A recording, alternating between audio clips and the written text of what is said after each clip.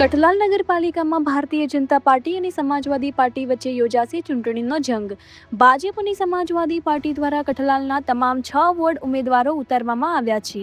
કઠલાલમાં ભાજપમાં શહેર સંગઠન ઉપપ્રમુખ તરીકે હોદ્દો ધરાવતા કામિનીબેન વિપુલભાઈ ભટ્ટે કદર ન થઈ હોવાનું કહી ભાજપમાંથી રાજીનામું આપ્યું હતું અને વોર્ડ નંબર 1માં સમાજવાદી પાર્ટીમાંથી ઉમેદવારી નોંધાવી હતી। હાલ તો કઠલાલમાં ચૂંટણીનો રંગ જામ્યો છે અને આવનાર સમયમાં ભાજપ અને કઠલાલ નગરપાલિકા કબજે કરવા માટે પ્રયત્નો કરશે। હવે જોવું રહ્યું કે મતદારો પોતાનો મત કોને આપે છે અને કઠલાલ નગરપાલિકાનું સુકાન કોણ સંભાળે છે। રિપોર્ટર મકસૂદ કારીગર, કઠલાલ।